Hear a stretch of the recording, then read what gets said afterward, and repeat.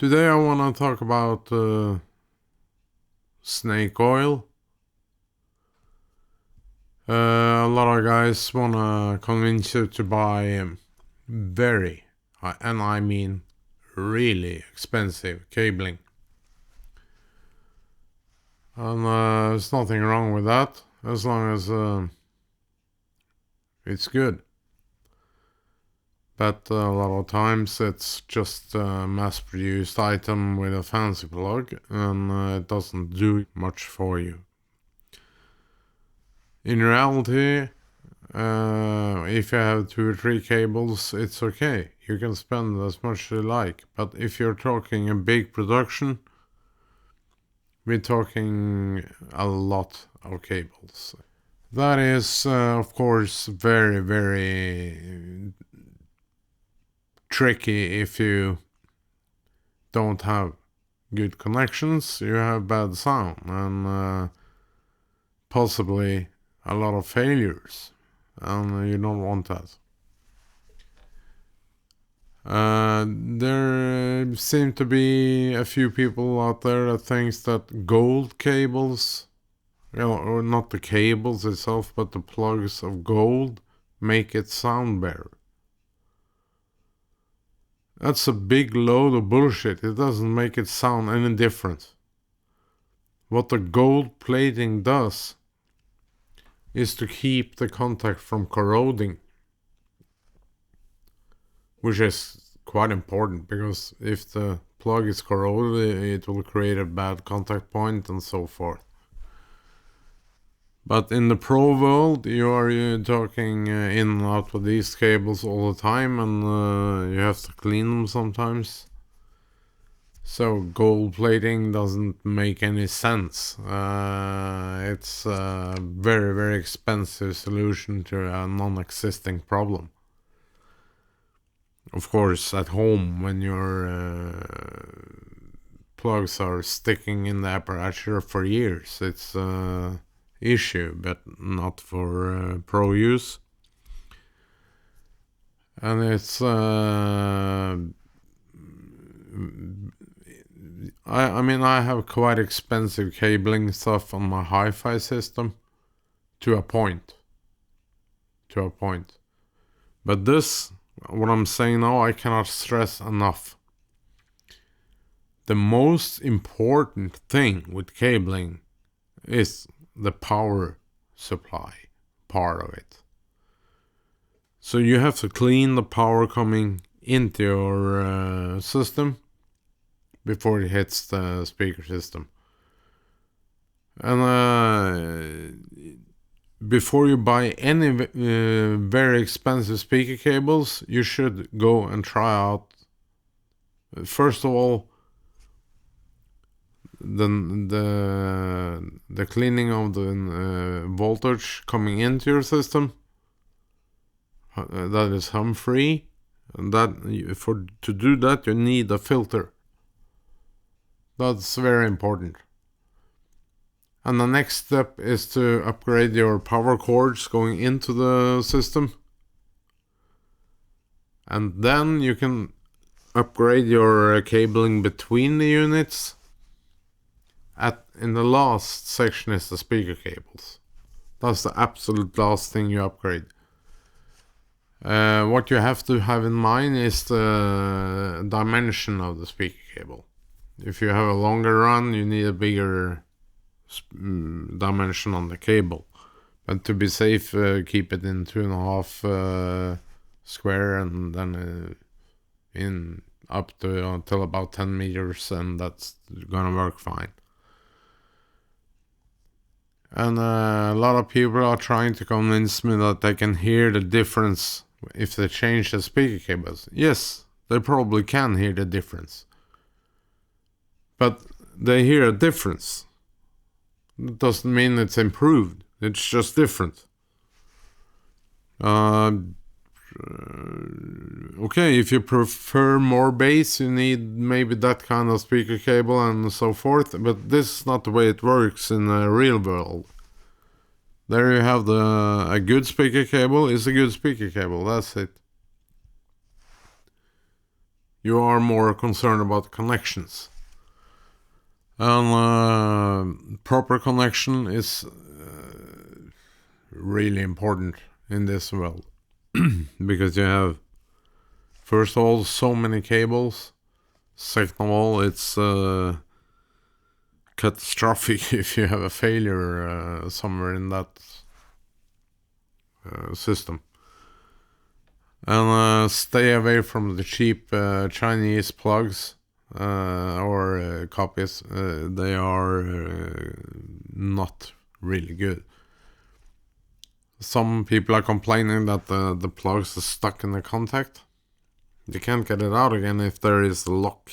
I'm talking about XLR plugs, especially now. If the contact is a locking one. Yeah, okay, and then you take a look at the contact, and it's a cheap copy. If you use a Neutrik or Alcatel or something, it will never happen. It will go smoothly in and out for years. So these copy plugs have a different placement of the locker itself. And some people yank it out till it gets loose. Don't do that. Open the contact and use a small screwdriver and release. Maybe you have to cut it, but it doesn't matter because it's probably attached to a very cheap, shitty cable anyway. So the way you check your cables, I mean, most often you don't have all the time in the world during a rig up and or rig down for that matter. Maybe a couple of hours, and then all the backline, all the PA system, all the mix system, everything is going up, the lighting systems, and you're probably at the most 2 guys at work. If it's a very big production, of course, you're more guys, you have to build a stage and things like that. But you don't have the time to check every cable physically, so you have to do it on the fly.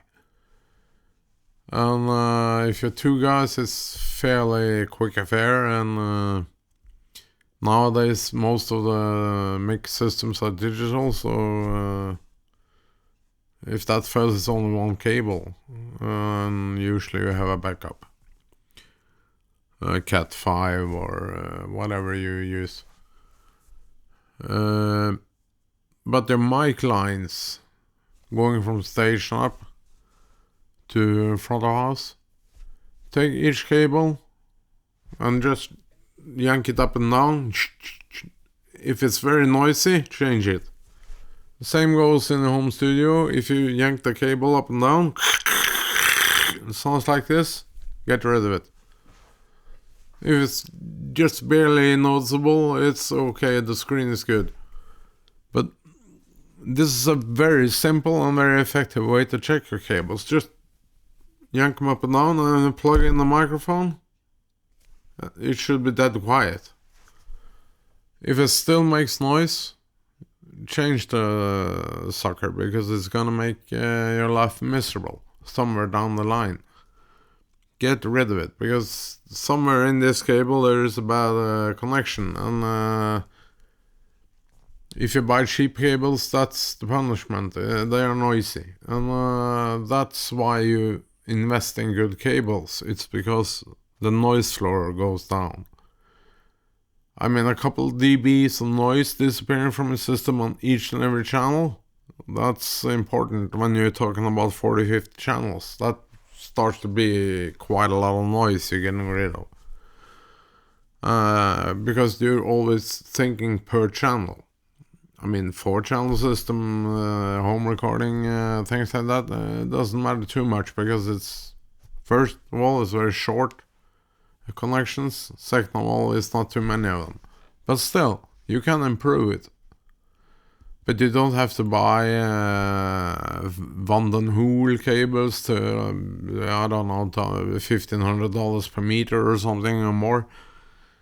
I can tell you one thing. It's not one single studio in the world that cables their systems with this kind of cabling think about the cost. It will cost more than a building just in cabling. And that's just not realistic. They don't do it like this. Maybe they use an upgraded cable from Nogami or things like that, but still, it's within budget. Everything in the business is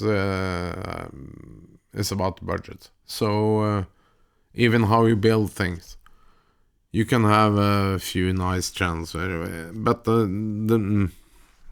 they say I can hear the difference in the cable. Okay, you can probably, maybe if you have ears like a rat, you can hear the difference in the cable. Especially speaker cables. It drives me crazy when they say they can hear I changed my speaker cables. And there's a big difference in the sound. What's the difference? Why is the difference? What's it supposed to be? What's the internal wiring of your speakers made of? How is your crossover built? There is a lot of factors going on here, and they go in modifying their crossovers, and they think they know much better than the guy that built this thing in the first place. Okay, that's probably true in cheaper stuff, but when you're going into the high-end so-called industry, it's a lot of snake oil going on there, and I would stretch it, and I would go out on a limb and say that 70% of what these guys are talking about is purely bullshit, because I've never heard or been in a studio in their life. They've never been on a stage in their life. They never tried to live in the world of musicians or technicians, and most of them don't know a damn shit about what they're doing, and well, you can't buy heaven. Heaven is there, and it's there for everyone. You can train to be a talent, but if you're not a talented guy, you won't make it. That's it. Cables and plugs are really, really important, but not for the reasons many people think. Some guys gonna tell you that, I switched the signal cabling to this and this, and they're gold plugs, and it sounds so much better. Better than what? It's probably let's say it's 2% better. It's probably not more, and they spent thousands. But of course they have to say it's better because they're broke. So all this money spent on something you really don't need is a waste of money. Spend it on a filter. Spend it on the power supply units. And I actually hear a few complaints about they think the power supply is noisy and things like that. It probably is. But why? Power source is dirty, and that's probably the reason. If you have a noisy studio, it's not gonna attract very many people. And there's another thing that many people don't think about. It's the connection of the apparatus between the studio gear and the racks or outboard or whatever you choose to call it.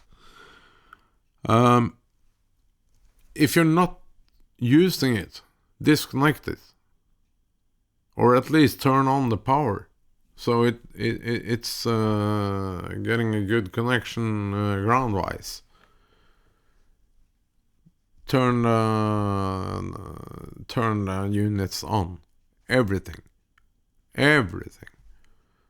It's really important for the total ground connection in your studio. So if you have some strange noises going on, it could be that some of your units are turned off because you don't use them very much.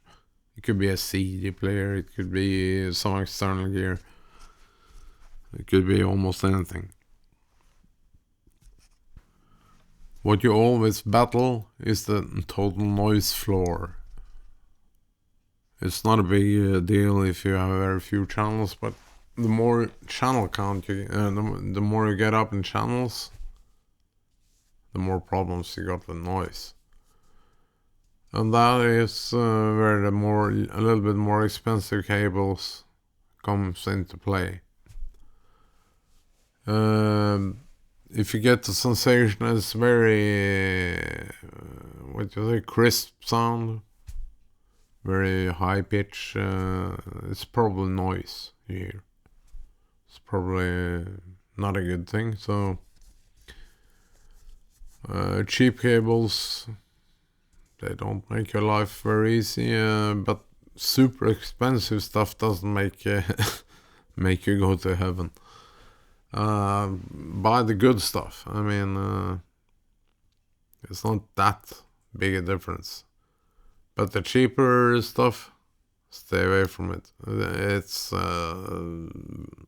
blessing in disguise, if you know what I mean, because it will raise your noise floor considerably if you choose to go the cheap route. And you don't want that. You want as quiet as possible system. You know, the high end and the high, it doesn't hit you. It's enough high, but it doesn't hit your ears like harshness. It's just a beautiful sound. It's much more important from the mid-range and up than the bass, because the mid-range and up, that's what you actually hear. So of course the bass is very, very important, but not for definition of sound. I like a very defined quick bass, but what you actually hear is from the 250 hertz and up till about 5-6 kilohertz. That's the really, really important area. So from 5-6 kilohertz and up, if you can have it very quiet, it doesn't sound harsh in your ears, but it's just overtones. Every overtone is coming and hitting you, like cymbals and things like that. They're gonna be very rounded, very beautiful sounding things. And the most difficult of everything is the piano. The acoustic piano. That's a challenge. If you don't know what you're doing, don't do it there. It's a really, really, really difficult instrument to work with. If you're not up to it, don't do it. You're better off using a really, really good electric version, or because if you don't know how to do this properly, it's gonna make your life miserable. And bad piano sound, people really react to that. So and not only people, but the performer is really, really gonna give you a hard time if you don't get this right. So and buy, for your own sake, good cables with good plugs, which is quality cables tested. You know what you get. That's today's rant, and as always, go grab your mic.